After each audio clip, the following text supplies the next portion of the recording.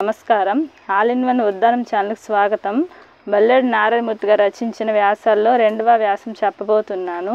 మూడో నేత్రంలో మగమ్మోరు. ఈరోజు నేను చెప్పబోయే వ్యాసం మూడో నేత్రంలో మగమ్మోరు.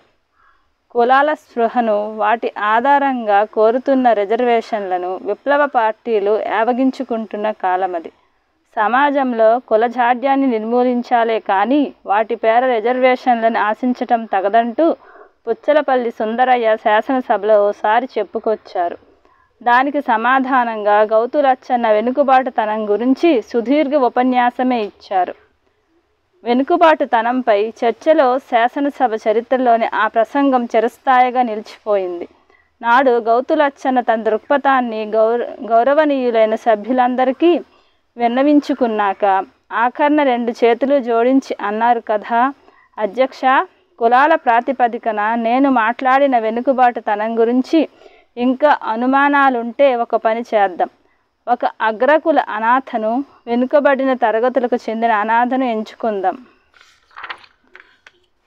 వారి మొలకు గోచి కట్టి నడి రోడ్డున వదిలేద్దాం. వారు పెరిగి పెద్దయ్యాక ఎవరెవరు ఏమేమి సంపాదించుకున్నారో చూద్దాం అంటూ సభకు నమస్కరించి కూర్చున్నారు.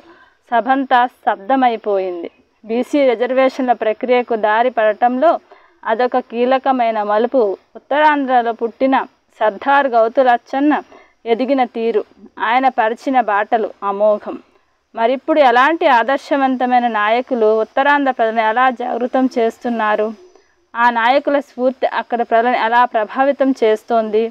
వీటిని తెలుసుకోవడానికి శ్రీకాకుళం జిల్లా కంచిలి మండలంలోని కత్తివరం కొండపై స్థావరం ఏర్పరచుకున్న మగమ్మోరు అలియాస్ తిమ్మల గోపి సంఘటనే ఈ ప్రత్యక్ష ఉదాహరణ.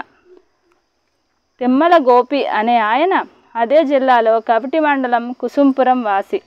బతుకు తెరువు కోసం చాలా ప్రాంతాలు తిరిగిన గోపి చివరకు దేవాలయాల్లో పూజారిగా కుదురుకున్నాడు. దేవుడికి దగ్గరగా ఉండటం చేతనో ఏమో దేవుడు ఎక్కడో లేడు, తనలోనే ఉన్నాడని కనుగొన్నాడు. ఆ జ్ఞానంతోనే స్వగ్రామం చేరుకున్నాడు. అతనికి మాత్రమే తెలిసిన దేవుడి సత్యం ఊరి ప్రజలకు చేరడం లేదు కదా అనే బాధ గోపిని కొంతకాలం పీడించింది. అందుకే ఇంటి వెనుకనున్న మునగ చెట్టుకు, ఊరి చివరి వేప చెట్టుకు పూజలు చేయడం ఆరంభించాడు. అయితే గ్రామస్తులు అతని పూజలు నమ్మినట్టుగా గోపిలోని ఆధ్యాత్మిక శక్తిని నమ్మలేదు. లాభం లేదనుకున్న గోపి ఏవో కొన్ని శక్తులను ప్రయోగించి చివరకు నవ్వుల పాలయ్యాడు కూడా. దాంతో ఎలాగైనా తన శక్తులను నలుగురి ముందు ప్రదర్శించి మెప్పు పొందాలనుకున్న అతను కంచిలి మండలంలోని కత్తివరం కొండ మీదకు చేరుకున్నాడు. ఈ దఫా అతని ప్రయత్నం వృథా పోలేదు. 4 నెలల క్రితమే కత్తివరం కొండపై ఆశ్రమం ఏర్పాటు చేసుకున్న గత 2 నెలల కాలంలోనే గోపికి గుర్తింపు వచ్చింది. అతని ఆశ్రమానికి పేరొచ్చింది. కారణం తిమ్మల గోపి ఇప్పుడు కత్తివరం మగమ్మోరు కాబట్టి.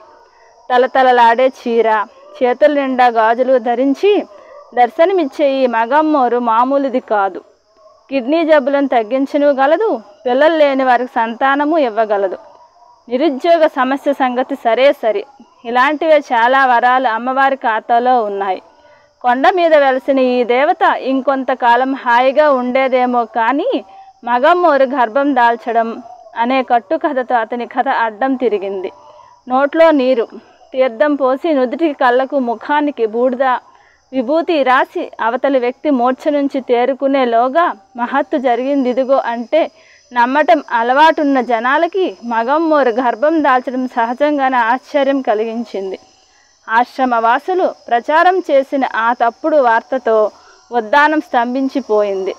జరిగే అవకాశం లేని మగమ్మోరు ప్రసవం పెద్ద చర్చనీయాంశమైంది. ఆ చర్చను మీడియా రచ్చ చేయడంతో మగమ్మోరు కొండ దిగిరాక తప్పలేదు. నేను చేసిన తప్పేమిటి?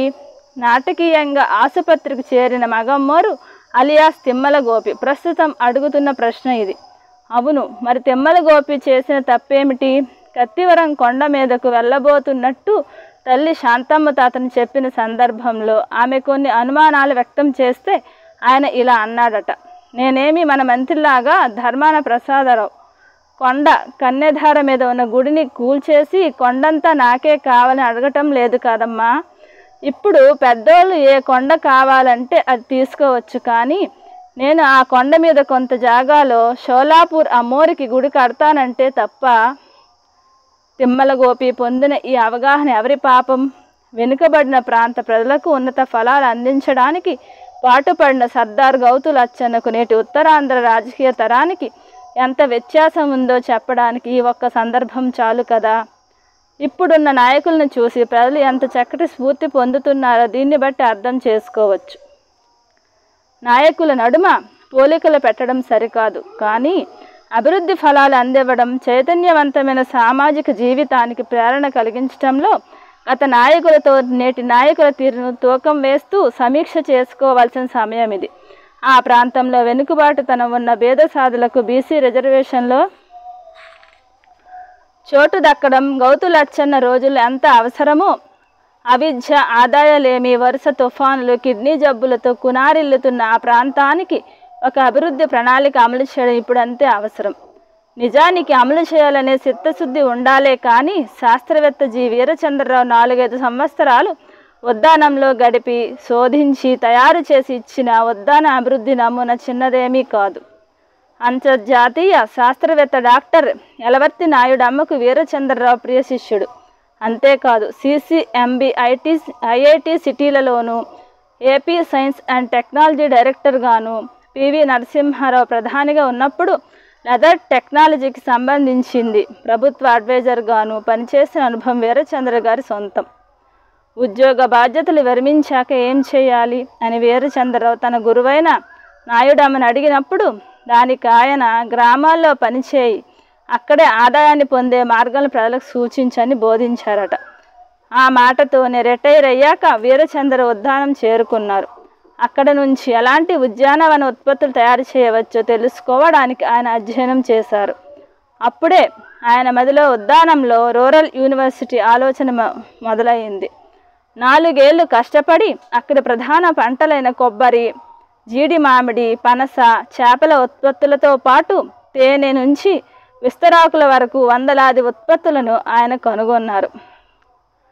వాటికి ఎలాంటి మార్కెట్ ఉందో, భవిష్యత్ ఎలా ఉండబోతోందో చెప్పారు. అక్కడితో ఆగకుండా నాయుడమ్మ స్మృతి పేరిట ఒక సంస్థను స్థాపించి కొబ్బరి పుల్లలకు సాధికార్యమైన రేటు సాధించి సైంటిస్టు తాతయ్యగా అక్కడి వారి గుండెల్లో స్థానం సంపాదించారు. అయితే ఉత్తరాంధ్ర నాయకులకు పవర్ ప్లాంట్లు నచ్చినంతగా వీరచంద్రరావు దీర్ఘదృష్టి నచ్చలేదు. ఫలితమే మొన్న ఉన్నాలి దేవుడు మహిమలు, నిన్న శాసనం బాబా లీలలు, నేడు ఉద్దానంలో మగమ్మోరు ప్రభంజనం. ఎక్కడైతే అవిద్య, అనాగరికం, ఆర్థికలేమి ఉంటాయో అక్కడే మూఢత్వాలు ఎక్కువగా కనిపిస్తూ ఉంటాయి. ప్రజలు తప్పుతావ పట్టకుండా ఉండాలంటే వీరచంద్రరావు వంటి వారు ప్రతిపాదించిన శాస్త్రీయ మార్గాలను అనుసరించాలి. లేదంటే మరుగుజ్జు నాయకులను బాబాలు అనుసరిస్తుంటే వారిని నమ్ముతూ ప్రజలు నిత్యం మోసపోతూనే ఉంటారు. నమస్కారం.